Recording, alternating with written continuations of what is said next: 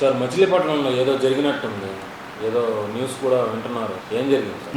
ఇది MLA, Janasena party MLA ఆయన ఏరియాలో కమిషనర్ ఇరు వర్గాల మధ్య ఉండే గొడవని దాన్ని అడ్డం పెట్టుకొని ఒకరికి న్యాయం చేసి ఇంకొకరికి న్యాయం చేయకుండా, అసలు అది గవర్నమెంట్ స్థలం కాదు, మున్సిపాలిటీకి సంబంధించిన ఏరియా కూడా కాదు, ఎటువంటి దాన్ని కాకుండా దాన్ని ఇంటిలో ఎంతమంది ఉంటే అంతమంది పేదవాళ్ళు సంపాదించుకొని డబ్బులు పోగేసుకొని నిరుపేదలైన వాళ్ళ ఇల్లుని వేరే వాళ్ళతో అండదండలతో డబ్బులు తీసుకొని దాన్ని కూల్చేశాడు. కనీసం 50 లక్షల రూపాయల ఇల్లు అది. ఆ దృష్టి వల్లభలేని బాలశౌర్య ఎమ్మెల్యే, జనసేన పార్టీ ఎమ్మెల్యే, ఆయన దృష్టికి వెళ్ళింది. ఆయనకే కడుపు మండిపోయి ఒక సమావేశంలో కమిషనర్ని పిలిచి, నీకు ఏం అధికారం ఉందని చెప్పేసి దాంట్లో ఇన్వాల్వ్ అయ్యావు, నీకేం అధికారం ఉంది, నీకెవరైనా నోటీసులు ఇచ్చారా, నీకెవరైనా ఆర్డర్స్ వచ్చాయా, పైనుంచి ఏమైనా ఆర్డర్స్ వచ్చాయా, నువ్వు ప్రజలకి ఈ విషయం మీద వివరణ ఇవ్వాల్సిందే నువ్వు అని చెప్పేసి బాగా గట్టిగా వార్నింగ్ ఇచ్చి కలెక్టర్కి ఒప్పచెప్పాడు. అది బాగా ఇప్పుడు న్యూస్ చాలా బాగా వైరల్ అవుతుంది. అదే కాకుండా ఇంకా చాలా వాటిని కూడా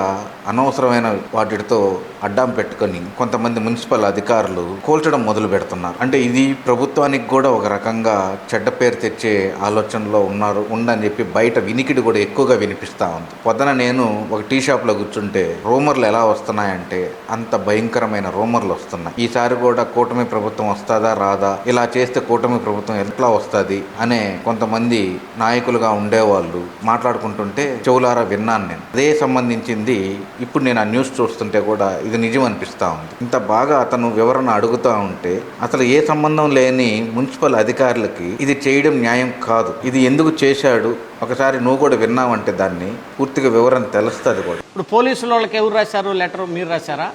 వాళ్ళు ఏ బేసిస్ మీద మీకు 200 మందిని పోలీసులను పంపించారు? You are a responsibility officer. మీరు సొసైటీకి మీరు ఆన్సర్ చెప్పాలా కమిషనర్ గారు. మీకు కోర్టు ఏమన్నా ఆదేశాలు ఇచ్చిందా, లేదా పై అధికారులు మీకు ఏమన్నా ఆదేశాలు ఇచ్చారా? ఎవరు మీ పోలీసులు 200 మంది పోలీసులు ఆ ఇల్లును గోల్చడానికి ఎట్లా వచ్చారు? మీరు రిటర్న్గా ఇచ్చారా? ఇంటే నాకు కాపీ ఇవ్వండి. వాళ్ళు ఏ బేసిస్ మీద పోలీసులు 200 మంది వచ్చారు ఆ ఇంటి దగ్గర? చెప్పండి సార్, ఏ బేసిస్ మీద మీరు పడగొట్టారు? ఆర్డర్స్ ఎవరు ఇచ్చారు చెప్పాలి. మీరు సెంట్రింగ్ వాళ్ళని కూడా వదిలిపెట్టుకోకుండా ఒక 2 రోజులు అంటే టైం ఇస్తే సెంట్రింగ్ వాళ్ళు మేము సెంట్రింగ్ తీసుకుంటాం అన్నా కానీ వాళ్ళు అదేమన్నా టెర్రరిస్టుల నివాసమా? ఏమన్నా నక్సలైట్లు ఉంటున్నారా, టెర్రరిస్టులు ఉంటున్నారా ఇల్లు? లేదు చెప్పాలి. మీరు అలా నిలబడితే కొద్దిగా ఆన్సర్ చెప్పాలి దానికి. ఇల్లు కూల్చేయటం అంటే it's not a small issue, చిన్న విషయం కాదు అది. ఇల్లు కూల్చటం అనేది స్మాల్ ఇష్యూ కాదు. ఇటువంటి నాయకుడుగాను ఉంటే జనాల్లో అందరికీ మేలు జరుగుతుంది, అందరికీ న్యాయం జరుగుతుంది కూడా ఒక రకంగా అనిపిస్తూ ఉంది. అది సంబంధించింది న్యూస్, అది జరిగింది.